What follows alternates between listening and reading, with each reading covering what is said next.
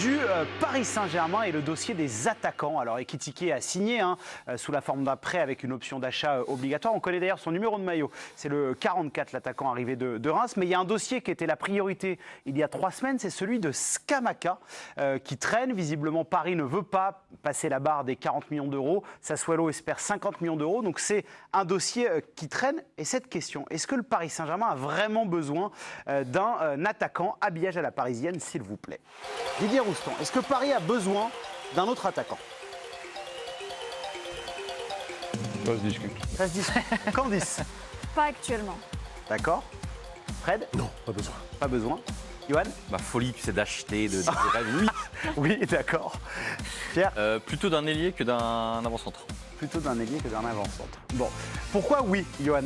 Bah déjà, on sent que le Paris Saint-Germain en veut un, puisque Campos a été clair, il voulait Lewandowski, c'était sur Lewandowski, c'était sur Scamacca. Pour l'instant, apparemment, c'est des conditions financières qui ne satisfont pas le Paris Saint-Germain. Mais déjà, ils veulent quelqu'un. Et moi, je trouve que donc, tu as Mbappé, Neymar, pour l'instant, Kalimundo, Sarabia, Icardi. En sachant qu'apparemment, comme Kalimundo et Icardi. Et ce jeune de Reims qui est très fort. Et Ekitike, voilà. Ah, et Ekitike. Ça fait, disons, parce que non, mais ça, c'est important. C'est parce important.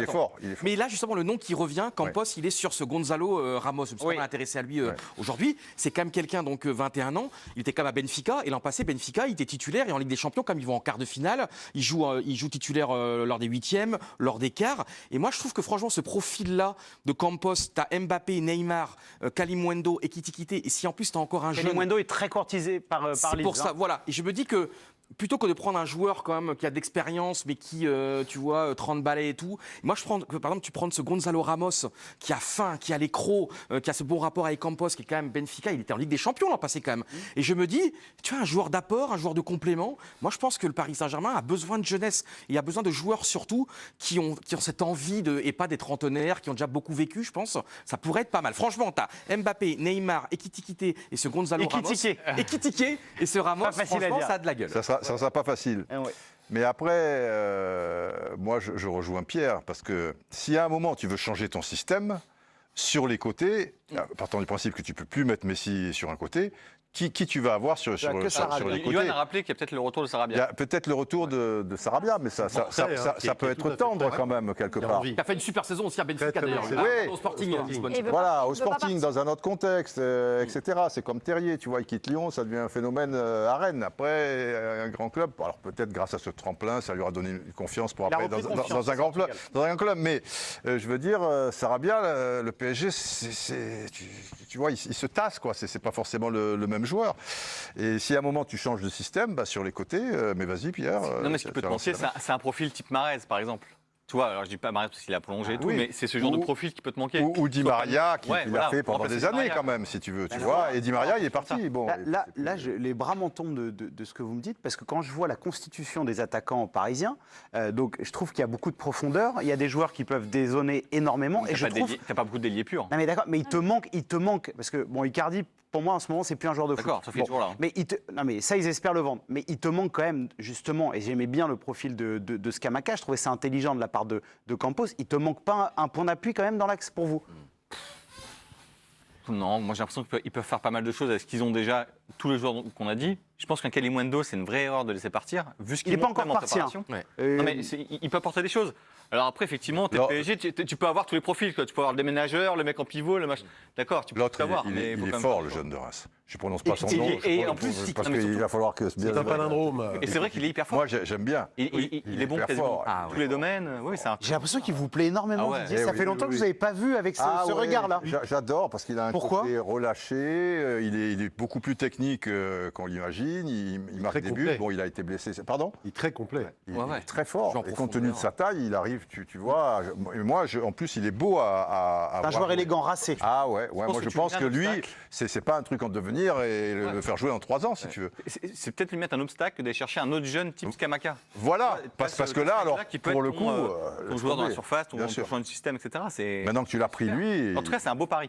Et puis Ekitike, en plus, il y a le côté aussi, il est vierge de tous ces échecs de ce Paris Saint-Germain ces dernières années. Il n'a pas ce passif, c'est ce fardeau qu'on l'avait si bien raconté Leonardo là, dans une interview récemment. Moi, je trouve que c'est bien d'avoir quelqu'un qui, voilà, il a l'avenir devant lui et pas de passif. Et un message intéressant que peut envoyer le PSG, c'est pas de surenchère. Oui, c'est pas mal pour le PSG. De se dire, pour une fois, on ne va pas dans les 50, 60, 70, 80. La feuille de route. C'est pas mal.